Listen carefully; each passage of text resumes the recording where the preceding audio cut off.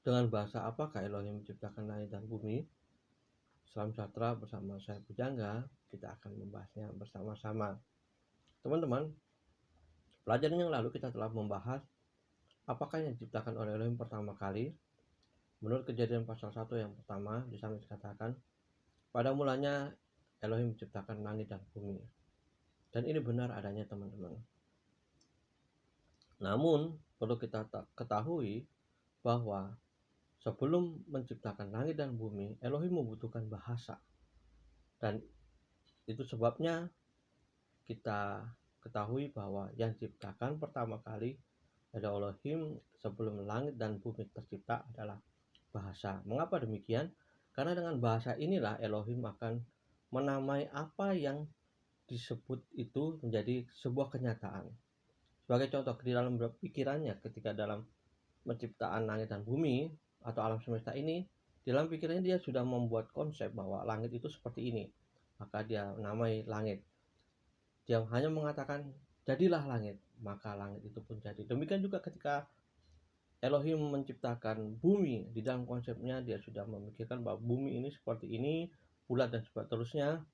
Dia hanya mengatakan, jadilah bumi, maka bumi itu pun jadi. Dengan bahasa itulah Elohim menciptakan benda, dan sekaligus benda itu adalah namanya. Jadi ketika pada hari pertama Elohim menciptakan terang, dia hanya mengucapkan, jadilah terang, maka terang itu pun jadi. Jadi dengan bahasa itulah Elohim menciptakan benda dan sekaligus menamai benda itu sesuai dengan apa yang dipikirkannya atau yang dirancangkannya.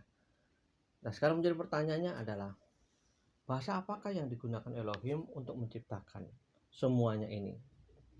Menurut Torah, Elohim menciptakan langit dan bumi menggunakan bahasa Ibrani. Mengapa demikian? Dan apa buktinya? Sebagai contoh, ketika teman-teman berkenalan, misalnya ada seorang pria yang bernama Sugeng, maka sebagian orang pada umumnya mengetahui bahwa Sugeng itu berasal dari bahasa Jawa yang artinya selamat. Ataupun ketika teman-teman berkenalan dengan seorang wanita dan wanita itu bernama Ayu, maka kita ketahui bahwa Ayu ini berasal dari nama Ayu ini berasal dari bahasa Jawa yang artinya cantik. Seperti itu ya teman-teman.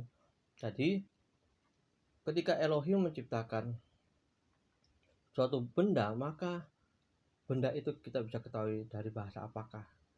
Ketika Elohim menciptakan manusia, maka dia menyebut manusia itu dengan sebutan Adam. Dan kata Adam ini dikenal dan diketahui berasal dari bahasa Ibrani yang artinya manusia. Mengapa diberi nama Adam? Karena pada dasarnya, pada penciptaannya, Adam ini atau manusia ini dibentuk dari debu dan tanah. Dalam bahasa Ibrani, debu dan tanah itu adalah Adamah. Jadi Adam itu dibuat dari tanah, yaitu Adamah. Itu sebabnya Elohim menyebutnya atau menamai manusia itu dengan nama Adam, yang artinya berasal dari tanah. Bukti yang kedua adalah di dalam Kejadian pasal yang kedua ayat yang keempat. Di sana kita temukan ada nama Elohim di sana, dan ini adalah ayat pertama kali yang menulis nama Elohim, yaitu YHWH.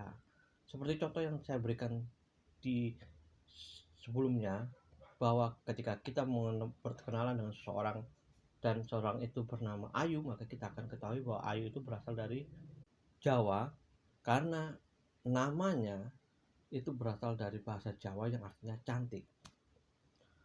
Atau kita mungkin kalau kita berkenalan dengan nama Andreas atau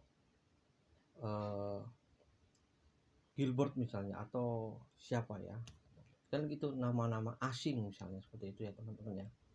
Jadi kita akan ketahui bahwa dari namanya itu kita akan mengetahui bahasanya asal bahasa yang digunakan untuk menamai objek tersebut.